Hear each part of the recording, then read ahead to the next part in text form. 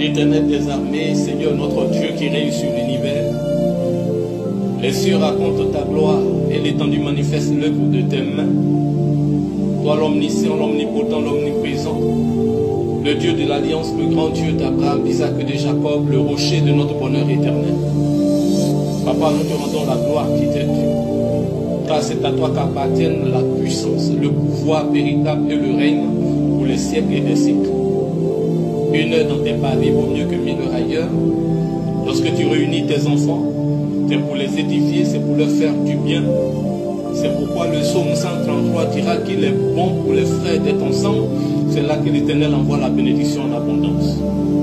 Cet Esprit de Dieu vient nous enseigner, vient nous accorder la révélation de la parole, car ta parole nous fait du bien, elle nous conduit vers les sentiers meilleurs, elle nous projette dans les profondeurs des grâces de l'Éternel. Enseigne-nous la révélation de ta parole. Nous te confions ton serviteur, ton instrument du jour, mais aussi quelqu'un qui va se disposer depuis sa nation, son pays, et qui va écouter ta parole. Visite cette personne, ouvre les portes de la bénédiction devant cette personne, et qu'on puisse là dans de grandes bénédictions, car tu es le Dieu qui bénit. Enseigne-nous ta parole, nous t'avons prié au nom de Jésus-Christ. Merci pour ce temps d'enseignement, nous t'écoutons. Amen, amen, amen, amen, amen. Chers enfants de Dieu du monde entier, chrétiens de l'ASC internationale, partout où vous vous trouvez, nous vous saluons.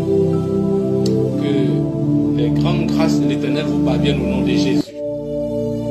Aujourd'hui, nous allons entamer la deuxième partie du thème que nous avions déjà commencé, à savoir l'obéissance à Dieu. L'obéissance à Dieu. Deuxième partie. Que Dieu bénisse son peuple. Dans la première partie, nous disions que le Seigneur Jésus-Christ était en train d'enseigner la foule.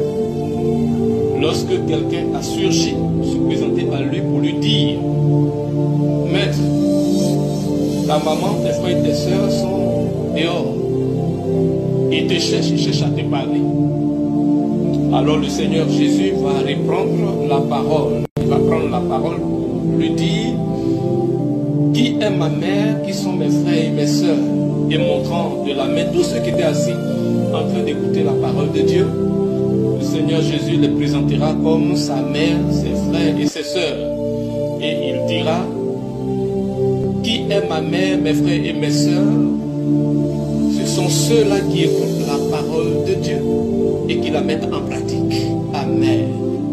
En d'autres termes, ceux qui écoutent la parole de Dieu et la mettent en pratique et obéissent à Dieu, à la volonté de Dieu, à ce que Dieu dit, cela constitue ma famille spirituelle, cela constitue ma vraie famille. Bien-aimé, le Seigneur, en disant cela, est en train d'indiquer l'importance de l'obéissance, l'importance d'écouter ce que Dieu dit et d'obéir à ce que le Seigneur dit. Amen, amen. Beaucoup de personnes écoutent dans nos assemblées chrétiennes, mais ne mettent pas en pratique. Beaucoup de personnes disent Jésus, Jésus, Dieu, Dieu. Eh bien, ces personnes sont assez nombreuses à écouter, à entendre la parole. Mais quand il s'agit d'obéir et de la mettre en pratique, cela est tout autre chose. Quand il s'agit d'obéir au Seigneur, de faire ce que Dieu dit, ce que Dieu ordonne, c'est tout autre chose. Alors, bien-aimés, en cette deuxième partie de ce thème, l'obéissance à Dieu, nous voulons, par la grâce du Seigneur, voir cela en profondeur. Que Dieu bénisse quelqu'un qui se dispose à entendre, à écouter la parole, vivement que par l'action du Saint-Esprit, vous ne soyez pas de ceux qui se contentent seulement d'écouter, mais surtout de ceux qui écoutent et qui mettent la parole de Dieu en pratique. Car c'est là ce que Dieu désire, c'est là ce que le Seigneur nous recommande. Amen, amen. Avant d'avancer, cher ami, permets-moi de te poser la question de savoir dans quel groupe le Seigneur te voit-il? Dans quel groupe Dieu te classe-t-il? Lorsqu'il te regarde depuis son siège là-haut, lorsqu'il te regarde depuis son trône, depuis les cieux, où est-ce que le Seigneur te trouve? Où est-ce que le Seigneur te remarque? Dans le lot, dans le groupe de ceux qui écoutent et qui n'accordent aucune considération, ou bien dans le lot, le groupe de ceux qui écoutent et qui mettent en pratique, qui obéissent au Seigneur. Amen, amen, amen. Bien-aimés, lorsque nous prenons la Bible dans 1 Samuel 15, verset 22 à 23, 1 Samuel 15, verset 22 à 23, eh bien, le prophète Samuel va apprendre cela au premier roi d'Israël, à savoir Saül, qui avait des problèmes à obéir à Dieu. Le prophète Samuel lui dira ceci: voici, l'obéissance vaut mieux que les sacrifices et la soumission vaut mieux que la graisse des béliers. Voilà le message poignant, le message fort que l'homme de Dieu, Samuel, va dire donc au roi d'Israël de l'époque, à savoir Saül, qui avait d'énormes difficultés à obéir à Dieu, à faire la volonté de Dieu, à observer ce que Dieu lui recommande chaque fois. Alors il est dit, l'obéissance vaut mieux que les sacrifices et la soumission vaut mieux que la graisse des béliers. Amen. Deuxième passage, Ésaïe 30, verset 1. Il est écrit: malheur aux fils rebelles, oracle de l'Éternel. Et ils tiennent conseil sans moi et contractent des alliances sans mon esprit pour accumuler péché sur péché.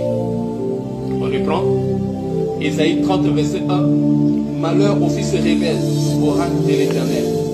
Et ils tiennent conseil sans moi et contractent des alliances sans mon esprit pour accumuler péché sur péché. Parole du Seigneur. Dans Romains 8, verset 1 à 2, la Bible déclare: il n'y a donc maintenant aucune condamnation pour ceux qui sont en Jésus-Christ, qui marchent non selon la chair, mais selon l'esprit, ceux qui obéissent. Amen. Dans Hébreux 5, verset 5 à 10, la Bible nous dira: il a appris, bien qu'il fit le Fils, l'obéissance, parce qu'il a souffert. Dans Malachie 1, verset 6, notre Dieu est en train de s'interroger par rapport à son peuple. Et l'Éternel des armées dit ceci en Malachie 1, 6. Un fils honore son père et un serviteur son maître. Si je suis père, où est l'honneur qui m'est dû? Si je suis maître, où est le respect qu'on a de moi? Où est le respect qu'on me doit? Parole de l'Éternel. Dans Luc 6, verset 46, nous entendons le Seigneur Jésus-Christ s'interroger. Il demande: pourquoi m'appelez-vous Seigneur, Seigneur, et ne faites-vous pas ce que j'ai dit? Pourquoi m'appelez-vous Seigneur, Seigneur, et ne faites-vous pas ce que j'ai dit? Alléluia. Bien-aimé, chaque jour, Dieu attend l'obéissance de la part de ses enfants. Et cela est une grande attente qu'il manifeste. Il attend chaque jour au quotidien l'obéissance de la part de ses enfants que nous sommes. Et cela est une très grande attente. Bien aimé, cela le préoccupe beaucoup. Chaque jour, du matin au soir, le Seigneur attend que ses enfants lui obéissent. Voilà le fardeau qu'il a à partager avec vous. Amen. Nous dirons que, premièrement, si Dieu est notre Père, alors nous qui sommes ses enfants et son peuple, quel serait notre devoir, notre responsabilité? Eh bien, s'il est notre Père, vous et moi, nous lui devons obéissance. Trouvez-vous normal qu'on n'obéisse pas à un Père? Dans Malachie 1, verset 6, nous comprenons pourquoi il pose la question: si je suis Père, où est l'honneur qui m'est dû? Ce qui me fait mal,